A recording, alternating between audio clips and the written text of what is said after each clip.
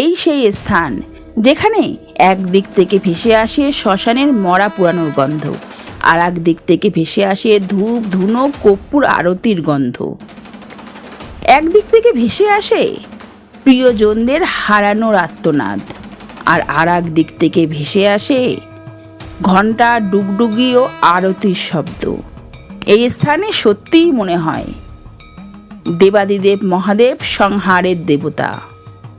বাবার এই মন্দিরে চিতার ভস্য ছাড়া বাবার আরতি হয় না।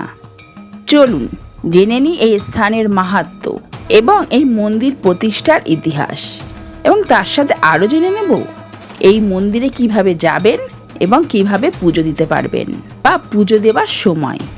আগে বলি আমি বাবার কোন মন্দিরে গেছিলাম আর এই স্থানের মাহাত্ম্য।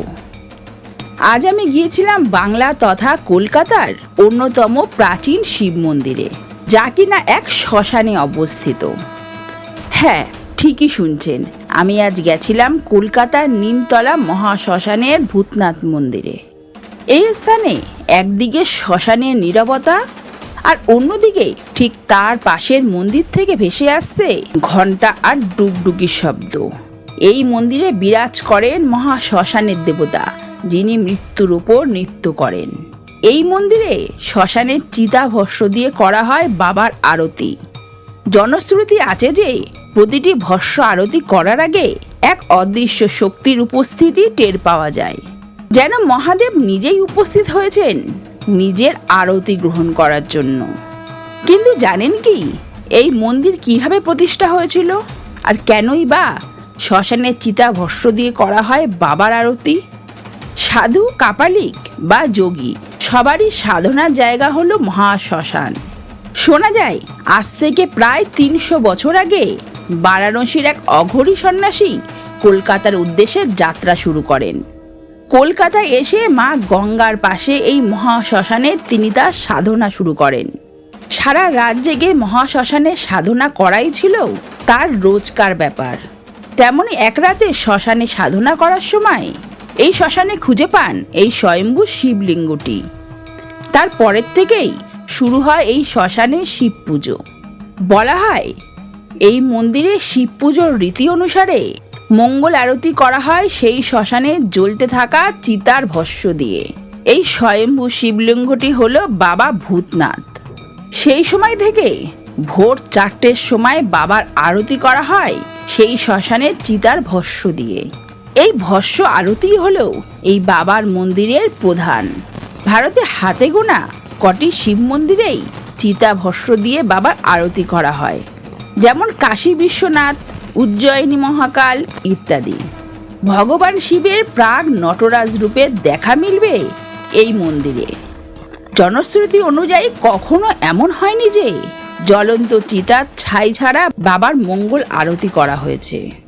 আজও ভূত চতুর্দশী, শিবরাত্রি ও আমাবস্যার রাতে দেশের নানান প্রান্ত থেকে অঘরী সন্ন্যাসীরা আসেন এই মন্দিরে। সারা রাত ধরে চলে তন্ত্র সাধনা। কিন্তু যেটা ছিল একসময় শুধুই শ্মশান ভূমি, সেখানে আজ এই মন্দির কিভাবে গড়ে উঠল? 1934 সালে এই মন্দিরের দায়িত্ব তুলে নেন হিন্দু সৎকার সমিতি। তারাই এই বর্তমান মন্দিরটি গড়ে তোলেন। তার আগে এই মন্দিরের দায়িত্ব ছিল মল্লিক সম্প্রদায়ের হাতে।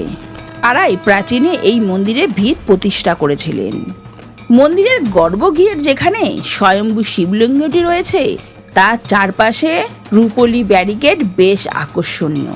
এই মন্দিরে প্রধান ভস্য আরতি ছাড়াও প্রতিদিন সন্ধ্যায় ফুল দিয়ে বাবাকে রাজবেশে সাজানো হয়। বাংলার বিখ্যাত ও প্রাচীন মন্দিরগুলির মধ্যে এই মন্দির হলো অন্যতম, যেখানে বাবা ভক্তদের সকল ইচ্ছা পূরণ করেন। এই ভূতনাথ মন্দিরে অনেক উৎসব পালিত হয়, যার মধ্যে মহাশিবরাত্রি ও শ্রাবণ মাসের সোমবার হলো উল্লেখযোগ্য। এই শ্রাবণ মাসের সোমবারগুলিতে এই মন্দিরে প্রচুর ভক্তের সমাগম ঘটে।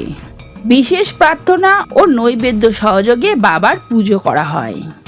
ভক্তদের বিশ্বাস এই মন্দিরে কর্পূর আরতি করলে আর এই কর্পূর আরতির ছায়ের তিলক কপালে ধারণ করলে বাবার কৃপালাভ করা যায় এবং তাদের সকল মনস্কামনা পূর্ণ হয়। এবার বলি আপনারা এই স্থানে কিভাবে যাবেন।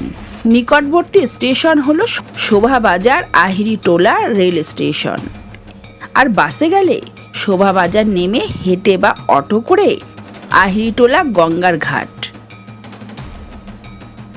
এবার বলি বাবার এই মন্দিরে কখন পুজো হয়। সকালে বাবাকে চিতা ভস্ম দিয়ে আরতি করা হয়। সোমবার, মঙ্গলবার এবং শনিবার এই 3 দিন থাকে অসংখ্য ভক্তদের ভিড়। যারা খুব ভিড় পছন্দ করেন না তারা কিন্তু এই বাবার মন্দিরে অন্যদিনও গিয়ে পুজো দিতে পারেন। সবাইকে শ্রাবণ মাসের সোমবারগুলির জন্য অনেক অনেক শুভেচ্ছা। আর এই মন্দিরে কারা গেছেন আর কারা যাচ্ছেন অবশ্যই কমেন্টে জানাবেন। হর হর মহাদেব।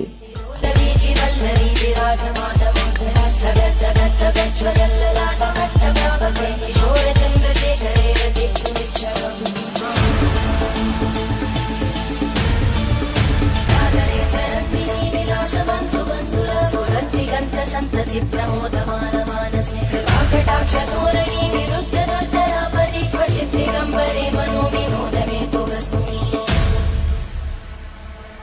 जलाधवी गगनचर प्रवाह पावितस्तरे घरे वलम्ब्य लम्बिताम्बुजं कृतं कपालिकां डमट्टमट्टमन्निनादमट्टमर्वयुच्चकार चण्डताण्डवं तनोतु न शिव